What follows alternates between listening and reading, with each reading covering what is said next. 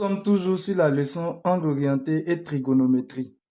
Cette fois-ci, nous allons apprendre à placer le point image d'un angle orienté. Donc le point M, tel que la mesure de l'angle orienté Vecteur OI, vecteur OM. égale à alpha, ça veut dire que nous serons dans le repère OIJ par exemple, est appelé le point image de alpha sur le cercle trigonométrique. Donc alpha, c'est la mesure de l'angle orienté. Toutes les mesures d'un même angle orienté ont le même point image M sur le cercle trigonométrique. Il suffit juste de trouver la mesure principale et il sera le représentant de toutes les autres mesures du même angle orienté. Voici un exercice dans lequel on nous dit place sur le cercle trigonométrique les points M, N, P, Q, R et S, images respectives des angles orientés, moins 2 pi sur 3, pi sur 2, 63 pi sur 4, moins 5 pi sur 2, 38 pi sur 4 et moins 7 pi sur 3. Pour faire cela, c'est vrai qu'on va placer les différents points là sur le cercle trigonométrique, mais j'aimerais qu'on fasse une petite chose. Nous allons d'abord déterminer la mesure principale de chacune des mesures des angles orientés qui sont ici. Pour rappel, la mesure principale d'un angle orienté alpha, c'est l'unique mesure telle que alpha là doit être compris entre moins pi et puis pi. Maintenant, alpha est strictement supérieur à moins pi et puis il est inférieur ou égal à pi. Et la deuxième des choses qu'on va beaucoup utiliser, c'est que la mesure principale là, est égale à x plus 2k pi. Le x là, ça représente la mesure de l'angle orienté. Maintenant, k, le k que vous voyez ici, il appartient à grand Z. L'ensemble des nombres entiers relatifs, c'est-à-dire les moins 2, moins 3, moins 4, moins 5, 0, 1, 2, 3, 4, 5, 6, ainsi de suite. Nous allons passer au calcul des mesures principales. D'abord, le point M est l'image de l'angle orienté moins 2 tiers pi. Nous allons voir si moins 2 tiers pi est déjà une mesure principale. Pour cela, nous allons utiliser cette condition-là. On va voir est-ce que moins 2 tiers de pi là est compris entre moins pi et puis pi. Pour cela, nous allons faire simple. On ne va pas trop s'emmerder. Vous prenez votre calculatrice, vous tapez moins 2 tiers de pi et vous voyez qu'est-ce que cela donne. Donc, si vous tapez sur votre calculatrice moins 2 tiers de pi, vous allez obtenir environ moins 2,09. C'est bon? Donc, moins 2 tiers de pi est égal à environ moins 2,09. Maintenant, moins 2,09 là, nous allons voir est-ce qu'il est compris entre moins pi et puis pi. Maintenant, comme on le sait tous, pi là, c'est environ égal à 3,14. Donc, c'est comme si on a ici là, moins pi là, c'est moins 3,14 environ, hein. Moins 3,14, je vais mettre strictement inférieur. Et puis maintenant, pi sera 3,14. Maintenant, ce qu'il va vous demander, est-ce que moins 2,09 est compris entre moins 3,14 et puis 3,14? Oui, effectivement, ce nombre que vous voyez ici, là, il est entre les deux nombres là. Donc, ça veut dire quoi? Ça veut dire que moins 2,09 est compris entre les deux. Donc, cela revient à dire que je vais remplacer par les pi. Ici, je vais mettre moins pi est inférieur à moins 2 tiers de pi, qui est lui-même inférieur ou égal à pi. Donc, ça veut dire que la mesure de l'angle que vous voyez ici, là, la mesure que vous voyez ici, là, est la mesure principale de l'angle orienté moins 2 tiers pi. N est le point image de l'angle orienté pi sur 2. Est-ce que pi sur 2 il appartient à l'intervalle moins pi pi? Bon, vraiment c'est évident, hein? Pi sur 2 appartient à l'intervalle ouvert moins pi fermé en pi. Bon, maintenant ceux qui veulent, on peut faire les calculs comme on l'a fait là-haut, hein. Si on fait pi sur 2, on tape sur notre calculatrice pour voir ça donne quel nombre à virgule. On va obtenir environ 1,57. Or 1,57 là, il est compris entre moins 3,14 et puis 3,14. Donc ça veut dire que pi sur 2 est la mesure principale. Ici, le point image P de l'angle orienté 63 63K de pi. Cet angle orienté là, la mesure qu'elle a là n'est pas la mesure principale d'un angle orienté. Bon, j'ai expliqué comment on fait, mais moi je vais vous donner une astuce, hein. Donc généralement, regardez ici au niveau de la fraction là. Si le numérateur là est plus grand que le dénominateur, automatiquement vous devez savoir que la mesure qu'elle a là n'est pas la mesure principale d'un angle orienté. Voilà. Mais ici, si vous voulez, on peut taper, hein. Lorsqu'on fait 63K de pi, on obtient environ 49,455. C'est trop. 49,455 là n'est pas compris dans l'intervalle ouvert en moins 3,14. Genre ça, c'est moins pi. Et puis 3,14. Fermé en 3,14. Il n'est pas dans cet intervalle-là. Vous voyez? Donc ici, nous allons chercher la mesure principale de cet angle orienté-là. Et pour cela, il y a plusieurs techniques. Dans certains cas, je vais utiliser des techniques. Je vais vous dire, bon, ça c'est une technique, ça c'est une autre technique. Donc, suivez attentivement. Donc, première technique, nous allons rechercher la mesure principale que j'appelle alpha de l'angle orienté 63K de pi. Comme je l'avais dit au départ, vous devez savoir que la mesure principale alpha là, d'abord, elle est comprise entre moins pi et puis pi. Elle est strictement supérieure à moins pi et elle est inférieure ou égale à pi. Et en plus de cela, la mesure principale alpha là est égale à l'angle orienté en question. Notre angle orienté ici par exemple c'est 63K de pi. Donc ça fait l'angle orienté en question 63K de pi plus 2K pi avec K appartenant à Z. C'est bon? Donc c'est avec ça qu'on va travailler. S'il vous plaît, ici là, c'est la mesure de l'angle orienté, hein. Si dans un exercice, l'angle orienté là, par exemple, c'est 45K de pi, tu as mis 45K de pi ici, hein, ça va changer. Vous démarrez avec cette propriété là. Suivez, hein. Vous savez que alpha là, il est compris entre moins pi et puis pi. Très bien. Maintenant, alpha là, vous allez remplacer par sa valeur. Voilà alpha ici. Alpha est égal à la mesure de l'angle orienté là, 63K pi plus 2K pi. Donc alpha là, c'est ça qui est là, non? C'est alpha qui est là, n'est-ce pas? Avec K appartenant à grand Z. Donc le alpha là, je vais remplacer par ça. Donc j'aurai quoi? Moins pi il est resté, hein, inférieur à, j'écris maintenant 63K de pi, 63K de pi plus 2K pi qui est inférieur ou égal à pi. Bon, je vais vous dire même notre objectif c'est quoi? Parce qu'il faudrait qu'on sache où on s'en va. Notre objectif là, c'est de trouver le K. Parce que je vous ai dit que K appartient à grand Z, non? On va trouver le K. Une fois qu'on trouve le K qui appartient à grand Z là, on va revenir ici dans le alpha là pour remplacer le K par sa valeur. Donc pour cela, qu'est-ce que nous allons faire? Notre objectif c'est que le K là soit seul. Et pour que le K soit seul, qu'est-ce que nous allons faire? Nous allons chercher à faire partie d'abord tous les éléments qui sont à côté des K. Ici à côté des K, on a 2 pi. Hein. Et puis à côté des K aussi, on a 63K de pi. Mais le premier qu'on doit faire partie, qui va nous faciliter la tâche, sinon on peut faire partie 2 pi aussi. Hein. C'est une autre méthode. On va chercher à faire partie 63K pi, l'élément qui est ici là.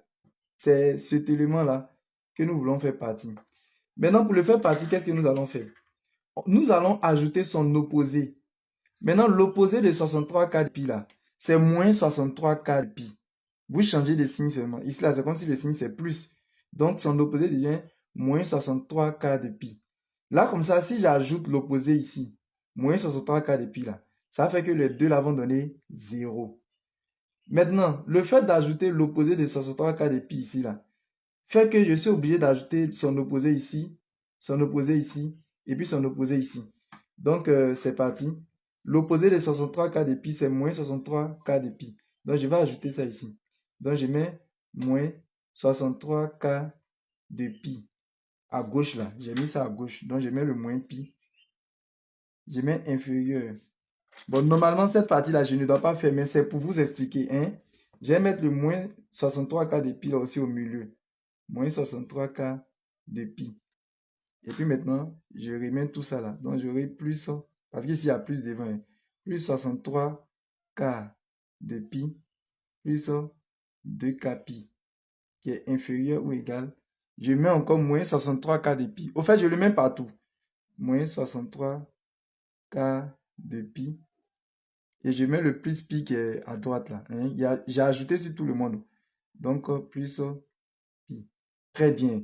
Je tiens à préciser que je sais qu'il y a des professeurs qui vont m'attaquer ou bien les bons élèves là. Cette partie-là, on n'était pas obligé de faire. Vous, ici là, vous savez que le moins 63k de pi là va annuler lui là. Donc, on pourrait écrire directement 2k pi au milieu ici.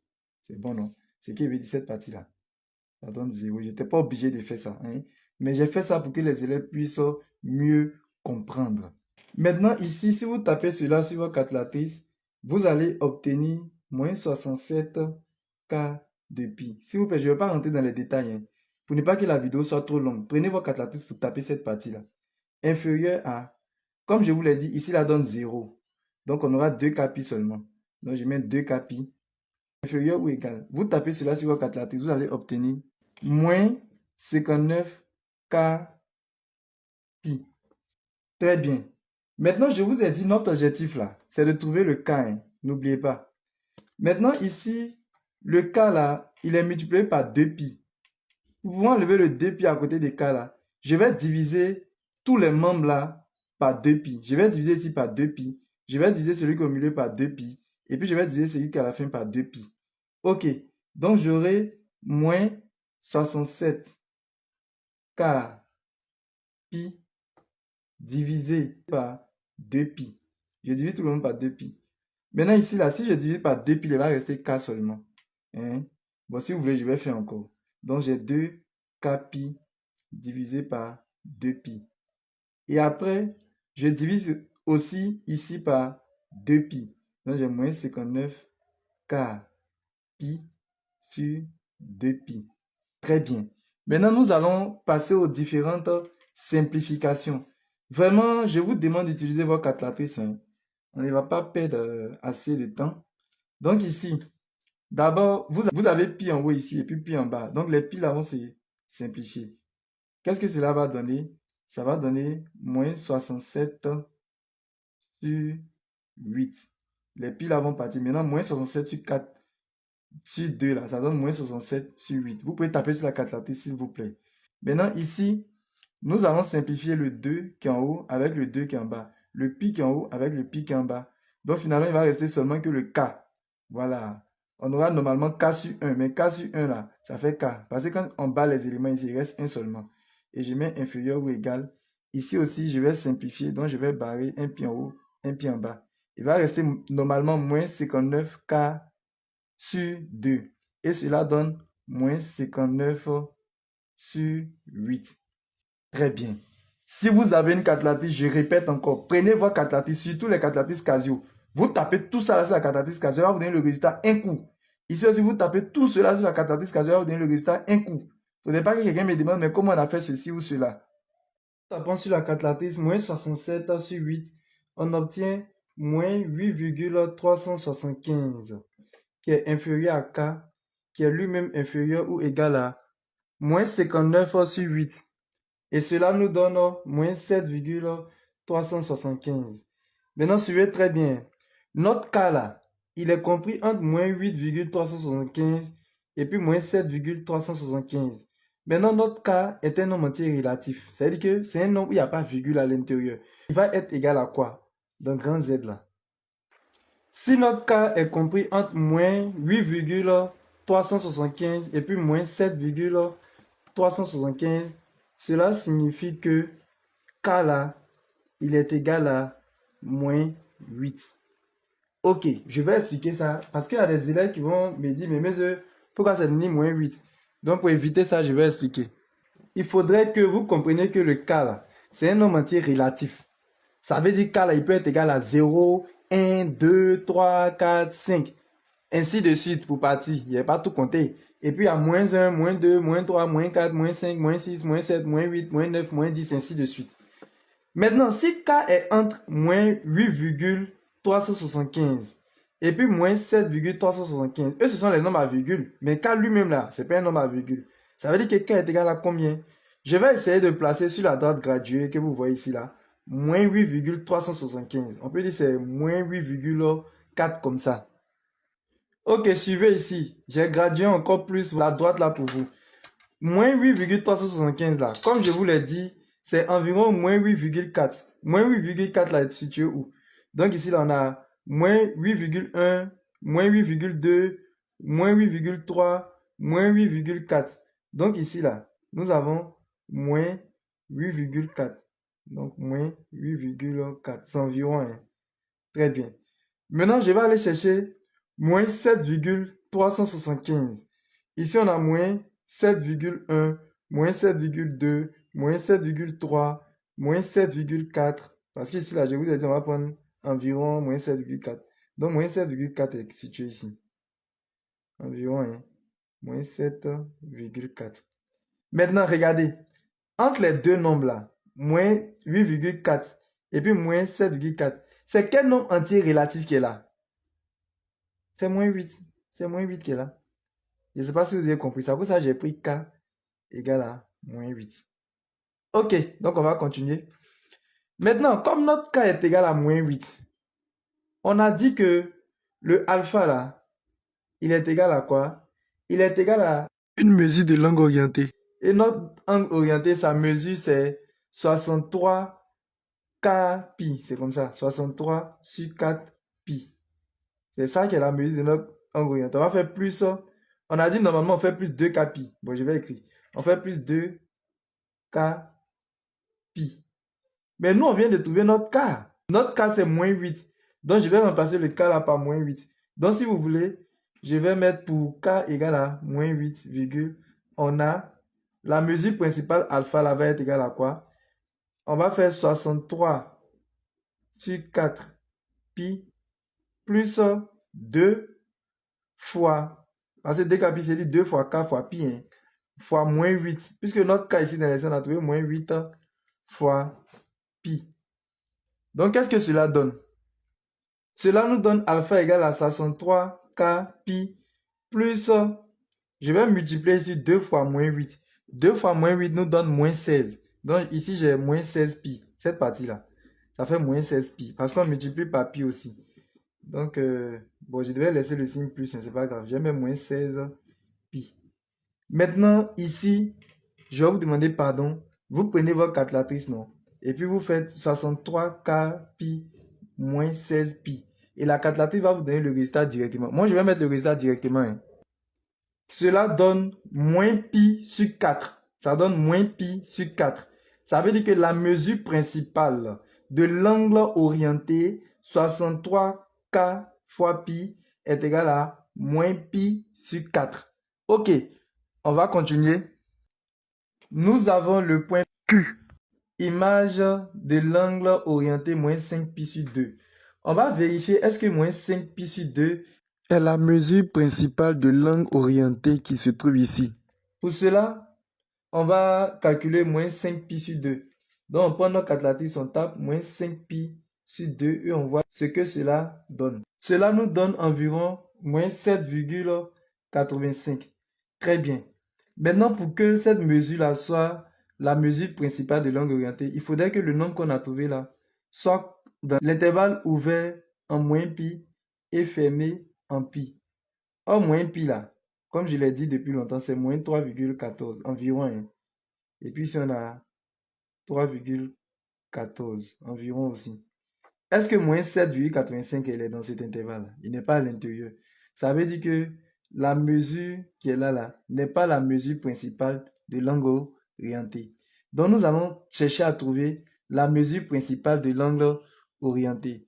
Et pour cela, la deuxième technique, qu'est-ce que nous allons faire? Elle ressemble un peu à la première technique, hein. Comme on le sait, la mesure principale alpha là doit être toujours entre moins pi et puis elle doit être inférieure ou égale à pi. Sans oublier que la mesure principale alpha là est égale à quoi? Est égale à la mesure de l'angle orienté moins 5 pi sur 2 sur 2 plus 2k pi.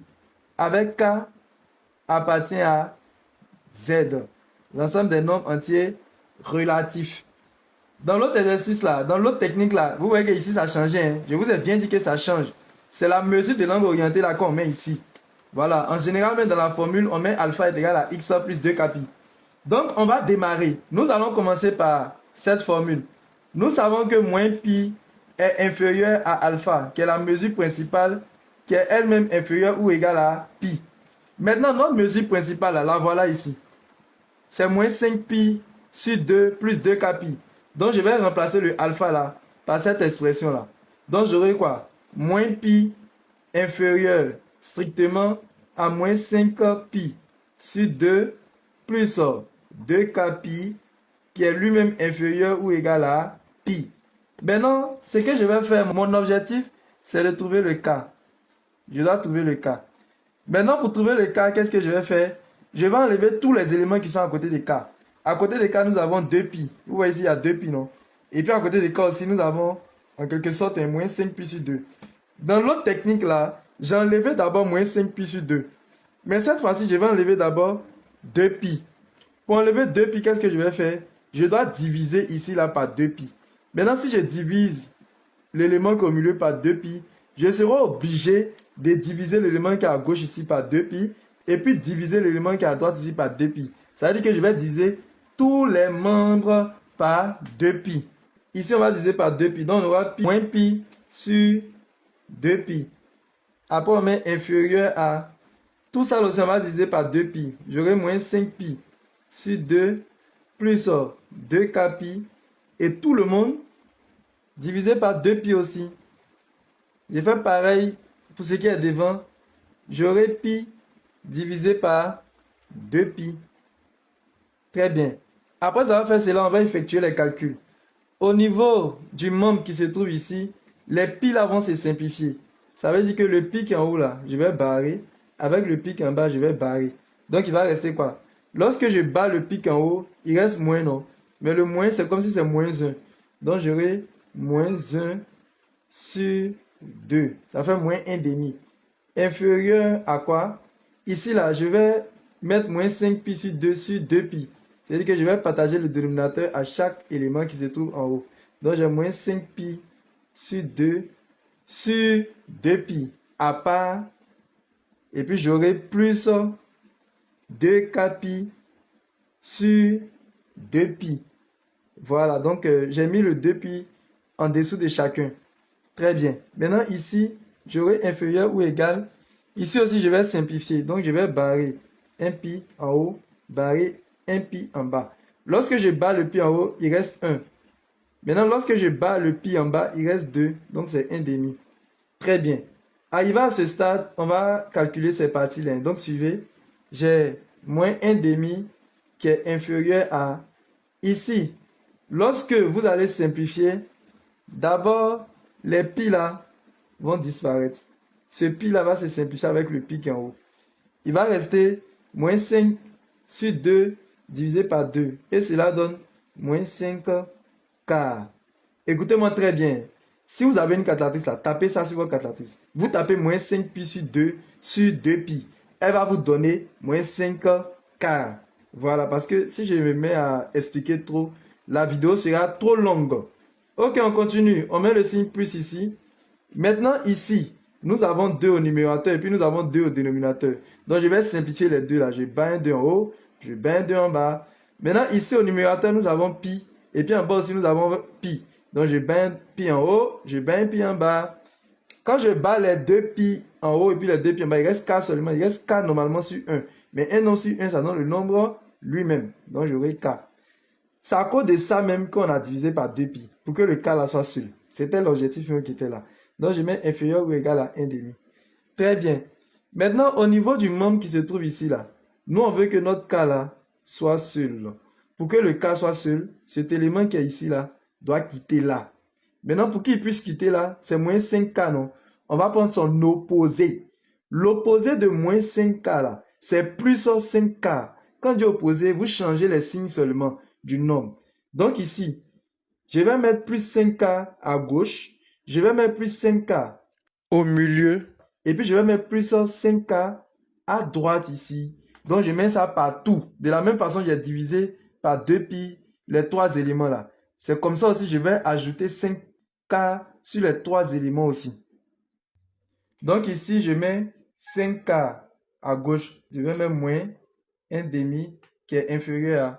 Bon, normalement, s'il vous plaît, si je mets 5K là, non, ça va faire partie de lui là. Je vais pas aller directement. Bon, je vais faire doucement, mais sachez qu'on peut aller directement. Il y a des professeurs, bien des élèves qui vont se plaindre. Mais c'est pas grave, c'est pour vous faire comprendre. Donc, on a 5K moins le 5K qui est ici, plus K, le K qui est là, là, plus K. Maintenant, je mets inférieur ou égal à 5K plus 1 demi. Voilà, donc j'ai ajouté 5K ici, 5K, 5K. Maintenant, je vais calculer 5K moins 1 demi. Si vous avez une calculatrice, tapez sur la calculatrice et vous allez obtenir 3K. Ici, donne 3K. Très bien. Je mets inférieur à cette partie-là. 5K moins 5K là, ça donne 0. Donc il va rester K seulement. Donc je mets K inférieur ou égal. Ici aussi, tapez sur votre calculatrice. Bon, on fait 5 fois 2, ça fait 10. On fait 10 plus 4 fois 1, ça fait 4. Donc 10 plus 4, ça fait 14. Et puis on fait 4 fois 2, ça fait 8. Ça fait 14 huitièmes. Maintenant, 14 huitièmes, on va simplifier. Cela nous donne 7K. Très bien. Donc notre K qui est là, là, il est entre 3K et puis 7K. Donc ça veut dire qu'il est égal à combien? Bon, on va calculer pour que vous voyez. 3K là, si vous tapez sur votre machine pour obtenir un nombre à virgule, ça va vous donner quoi? Donc 0,75. Genre 3K là, c'est ça qui donne 0,75. Qui est inférieur à K, qui est lui-même inférieur ou égal à 1,75. Maintenant, comme je vous l'avais dit précédemment là, K c'est un nombre entier relatif. Donc, c'est quel nombre entier relatif qui est entre 0,75 et puis 1,75? C'est 1. Parce qu'après 0,75 là, le nombre entier relatif, c'est-à-dire le nombre sans virgule, si vous voulez qu'on trouve là, c'est 1. C'est après 1 qu'on trouve 1,75. J'espère que vous avez compris. Bon, je vais faire une droite graduée pour expliquer à ceux qui ne comprennent pas trop. Ok, pour les élèves qui ne comprennent pas trop, regardez, hein. On dit K là, c'est un nombre entier relatif. Ça veut dire ça peut être moins 2, moins 1, 0, 1, 2, 3, 4. Maintenant, le K là, on ne sait pas c'est lequel. Est-ce que c'est 0, est-ce que c'est 1, est-ce que c'est 2, est-ce que c'est 3? Mais on a cette information, on dit le compris entre 0,75. Je vais chercher d'abord 0,75. Ici, j'ai 0, non? Ici, ça fait 0,25. Ici, c'est 0,50. Et ici, c'est 0,75. Je vais mettre ça. Donc, on a 0,75. Très bien. Maintenant, je vais chercher 1,75. Ici, j'ai 1. Ça, c'est 1,25. 1,50. 1,75. Donc, ici, là, j'ai 1,75. Très bien. Maintenant, regardez. Entre 0,75 et puis 1,75 là, c'est quel nombre sans virgule que vous voyez? Je vais bien faire ça. Vous voyez que c'est 1, non? Voilà, c'est 1. Voilà pourquoi on dit ici que lorsque K est compris entre 0,75 et puis 1,75, alors K, qui est un nombre entier relatif, est égal à 1. Maintenant que nous avons trouvé que K est égal à 1, nous pouvons déterminer la mesure principale de l'angle orienté moins 5π sur 2. Parce qu'au départ, je vous ai dit que la mesure principale que j'appelle alpha est égale à moins 5π sur 2 plus 2kπ. Et notre objectif, c'est de trouver le K. Parce que c'est le K qu'on ne connaissait pas. Maintenant, nous voyons que le K est égal à 1. Donc, je vais remplacer le K par 1. Donc, finalement, alpha va être égal à quoi? Moins 5π sur 2 plus 2 fois 1. Je vais remplacer le K là par 1. Donc, je fais 2 fois 1 fois pi. Maintenant, je vais calculer tout ce bloc qui est là. Hein. Donc, j'aurai quoi? Alpha égale moins 5π sur 2 plus 2 fois 1 fait 2 fois pi. Donc, on aura 2π. Très bien. Maintenant, si vous avez une calculatrice, je vous demande pardon. Tapez sur la calculatrice moins 5π sur 2 plus 2π. Et vous aurez le résultat facilement. Bon, si vous voulez, on va faire un peu. Donc, ici, je veux qu'ils aient le même dénominateur. Donc, je vais multiplier en haut par 2 et puis en bas par 2. Donc, j'aurai moins 5π sur 2 d'abord. J'ai moins 5π sur 2. Et ici, je vais transformer en 4π sur 2. Sachez qu'en bas ici, on a 1. Vous avez compris, non? Maintenant, je multiplie en haut là par 2 et puis en bas par 2 pour que j'ai le même dénominateur. Et ici, on a moins 5pi sur 2 plus 4pi sur 2. Et cela nous donne quoi? Moins 5pi plus 4pi sur 2. Et lorsqu'on calcule cela, on obtient alpha est égal à moins 5pi plus 4pi, ça fait moins pi. Donc, on aura moins pi sur 2. Je vous demande pardon. Arrivé ici, là, vous pouvez prendre votre calculatrice pour taper, on va vous donner le résultat directement ici. Ceux qui n'ont pas compris ici, là, faites comme ça. Voilà. Bon, nous avons déjà déterminé la mesure principale de cet angle orienté là, celui-là, celui-là, celui-là. Bon, il reste pour 38pi sur 4 et puis pour moins 7pi sur 3. Pour ne pas que la vidéo soit très longue, je vais faire ça dans une autre vidéo. Et si la vidéo n'est pas trop longue, on va représenter les différents points là sur le cercle trigonométrique. Moi, c'est Monsieur Soumaro. Voici mon numéro WhatsApp. Pour tous ceux qui veulent intégrer mon groupe WhatsApp ou qui veulent avoir un suivi particulier, écrivez-moi sur mon numéro WhatsApp qui se trouve ici. S'il vous plaît, lorsque vous allez m'écrire, vous me donnez votre nom, vous me donnez votre classe et vous me dites la raison pour laquelle vous m'avez écrit. C'est-à-dire, vous me dites pourquoi vous m'avez écrit. Si vous m'avez écrit pour comprendre quelque chose, si vous m'avez écrit pour intégrer mon groupe WhatsApp, vous le dites. Maintenant, en plus de cela, je vais vous demander de faire quelque chose pour moi. J'ai une chaîne YouTube. Donc, vous pouvez partir sur ma chaîne YouTube. Vous tapez sur YouTube Maths, comme c'est écrit avec S.Facile94. Lorsque vous allez taper cela, vous allez voir ma photo, vous vous abonnez. Vous allez voir le mot abonner, vous vous abonnez. Et cela va me permettre, va me donner le courage de pouvoir continuer les vidéos. Je vous remercie. N'oubliez pas de vous abonner aussi, de liker la vidéo, de la partager et de la mettre en favori. Pour toutes vos questions, veuillez les poser dans les commentaires. Merci.